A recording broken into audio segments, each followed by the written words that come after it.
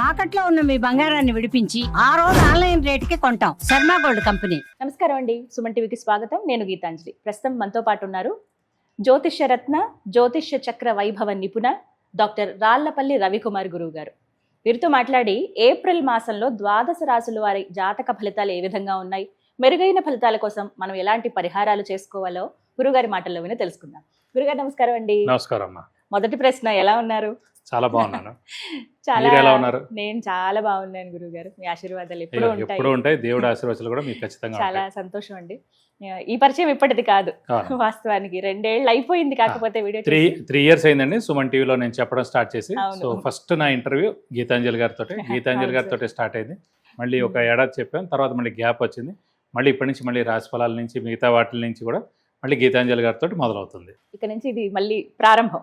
అవును.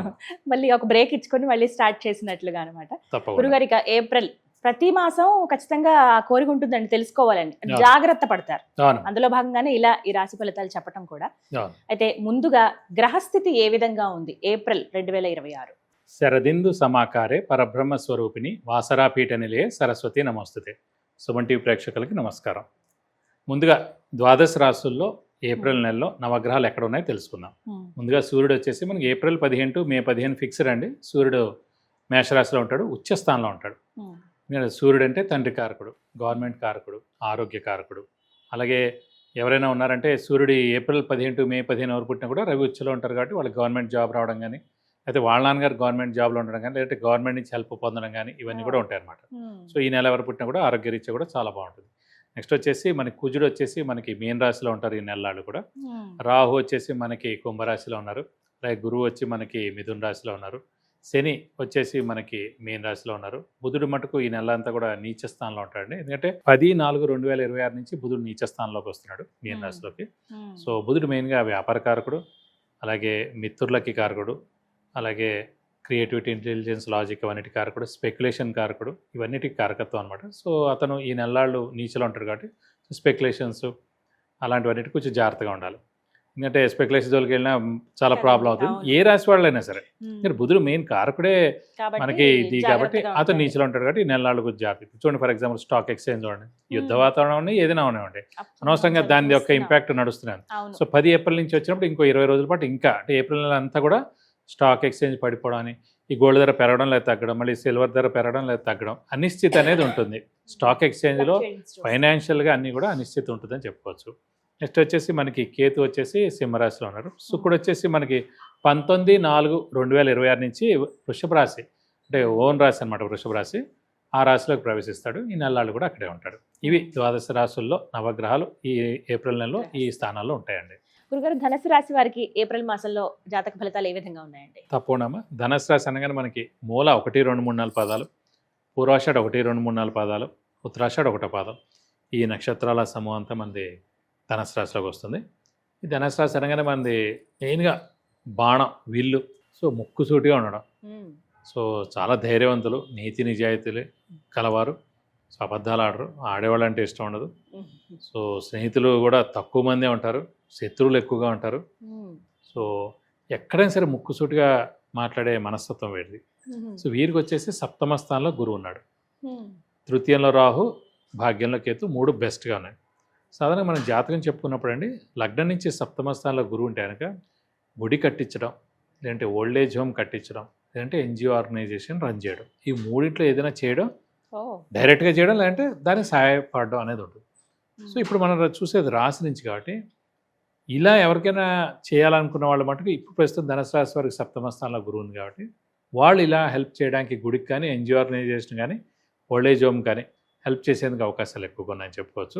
ప్రతి ఏడాది ఒక్కొక్క రాశి మారిపోతుంది. ఇప్పుడు ధనుసు రాశి వారికి ఉందండి, నెక్స్ట్ మకర రాశి వారికి ఉంటుంది అన్నమాట, జూన్ నుంచి నెక్స్ట్ ఇయర్ జూన్ దాకా. సో అది అలా సమయం హెల్ప్ అవుతుంది అన్నమాట. సో అనుకోండి, మనం ఒక చెప్పిన మాటతోటి ఆ ఓల్డేజ్ హోమ్కి హెల్ప్ అవ్వచ్చు, ఆ టెంపుల్కి హెల్ప్ అవ్వచ్చు, లేకపోతే ఒక ఎన్జిఓ ఆర్గనైజేషన్కి హెల్ప్ అవ్వచ్చు. అది ఎవడో పెట్టాలనుకున్నాడు వాడే పెట్టచ్చు అన్నమాట. సో ఇలాగా చాలా గురుబలం, దైవబలం, దైవానుగ్రహం ఉండడం, ఆధ్యాత్మిక చింతన పెరగడం, దైవ దర్శనం చేసుకోవడం, తీర్థయాత్రలు చేయడం, గురువుని దర్శించడం, గురువు యొక్క బ్లెస్సింగ్స్ పొందడం, సప్తమ స్థానానికి భర్త లేదా భార్య కదండి. సో విపరీతమైన అన్యోన్యత, చాలా బాగుండడం, ఎవరైనా విడిపోవాలనుకున్న వాళ్ళు కూడా వాళ్ళు కలవడం, ఇవన్నీ కూడా ఇప్పుడు ధనుసు రాశి వాళ్ళకి బాగున్నట్టు.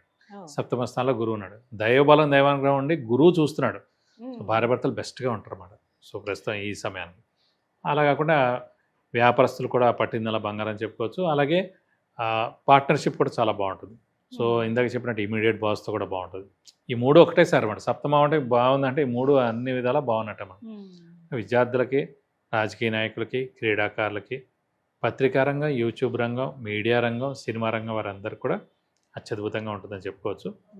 సో కొంచెం ఖర్చులు ఎక్కువగా ఉంటాయి, చిన్న చిన్న అనారోగ్యాలు చేస్తాయి, ఇంట్లో గృహిణిలో మానసిక ఒత్తిడి పెరుగుతుంది, ఇంట్లో పెద్దవాళ్ళు చిన్నపిల్లల ఆరోగ్యం విషయంలో కొంచెం జాగ్రత్త వహించాలి. వివాహ యోగం ఉందా గురుగారు? సప్తమ స్థానం అంటేనే వివాహ స్థానం. సో సప్తమ స్థానంలోనే వివాహకారకుడైన గురువు ఉన్నాడు కాబట్టి ఖచ్చితంగా అవివాహితులు ఎవరైతే ఉన్నారో వారందరూ కూడా వివాహానికి అవకాశం ఉంది. జూన్ 1 లోపల 100% వివాహం అవుతుంది, లేదంటే ఎంగేజ్మెంట్ అని అవుతుంది, లేదంటే పిల్ల మనది అని అనిపించుకుంటారు. సో గ్యారంటీ అవుతుంది. సో మానవ ప్రయత్నం మీరు చేయాలి. అలాగే స్థానచలనం ఏమన్నా? స్థానచలనం అంటే అర్ధాష్టమ శని నడుస్తుంది కాబట్టి అదొక్కటే మైనస్ పాయింట్ ప్రస్తుతం. నెక్స్ట్ ఏడాదితో అర్ధాష్టమ శని కూడా వెళ్ళిపోతుంది ధనుసు రాశి వారికి. కాబట్టి ఈ అర్ధాష్టమ శనిలోనే స్థానచలనం ఉంటుంది. ఇల్లు మార్పు కానీ, ఉద్యోగ మార్పు కానీ, ట్రాన్స్ఫర్ అవడం కానీ, అంటే వేరే ఊర్లో జాబ్ ఎత్తుకోవడం కానీ, ఫారెన్ వెళ్ళి జాబ్ చేయడం కానీ, ఫారెన్ టూర్ కానీ, విజిట్స్ కానీ, అసైన్మెంట్స్ కానీ, ఇవన్నీ కూడా జరిగేందుకు అవకాశాలు 100% ఉన్నాయి. మరి మీరు ఎటువంటి పరిహారాలు చేసుకోవాలి గురుగారు? మీరు ప్రస్తుతం శనిదే ఇబ్బందిగా ఉంది కాబట్టి ప్రతి శనివారం ఉపవాసం ఉండడం, అలాగే వీలైతే ఒక శనివారం రోజు రక్తదానం చేయడం, అలాగే ఆంజనేయ స్వామి, వెంకటేశ్వర స్వామిని ఎక్కువగా ఆరాధించడం, ప్రతిరోజు ఆంజనేయ స్వామి, వెంకటేశ్వర స్వామి అష్టోత్తరం చదువుకోవడం, మంగళవారం, శనివారం ఆంజనేయ స్వామి టెంపుల్కి వెళ్ళి 41 ప్రదక్షిణాలు చేసి వీలైతే కనుక వడమాల సమర్పించడం, సింధూరు పూజ చేయించడం, లేదంటే తామలపాకులు పూజ చేయించడం, బుధవారం, శనివారం అయితే వెంకటేశ్వర స్వామి టెంపుల్కి వెళ్ళి 40 ప్రదక్షిణాలు చేసి మనం అభిషేకం కానీ, అర్చన కానీ స్వామివారికి చేస్తే కూడా మీకు అన్ని విధాలా మంచి చేకూరుతుంది. చాలా చక్కటి పరిహారం అండి, ధన్యవాదాలు. నమస్కారం. విన్నారు కదండి ద్వాదశ రాశుల జాతక ఫలితాలు. అలాగే మీరు పర్సనల్గా గురుగారితో మాట్లాడాలన్న అపాయింట్మెంట్ తీసుకోవచ్చండి. అది ఏ రకమైనటువంటి సమస్య అయినా కావచ్చు, విద్య, ఉద్యోగం, వ్యాపారం, సంతానం విషయంలో కొంతమంది, వివాహ యోగం ఉందా లేదా అని తెలుసుకోవడానికి కావచ్చు, ఒకవేళ యోగం కలగాలంటే ఏం చేయాలని, విదేశీ యానాల కోసం కొంతమంది ప్రయత్నిస్తూ ఉంటారు, గృహం కోసం చూస్తారు, ఆరోగ్యపరంగా కావచ్చు, వ్యాపార పరంగా కావచ్చు. ఇలా మీకు ఏవైనా సందేహాలు ఉన్నట్లయితే గురుగారిని సంప్రదించవచ్చండి. స్క్రీన్ పైన నెంబర్ స్క్రోల్ అవుతుంది కదా, మీరు వాట్సాప్ కాల్ చేయొచ్చు, అలాగే మెసేజ్ అయినా పెట్టండి ముందుగా. మీరు ఆ తర్వాత అపాయింట్మెంట్ తీసుకుని గురువుగారిని కలవచ్చండి.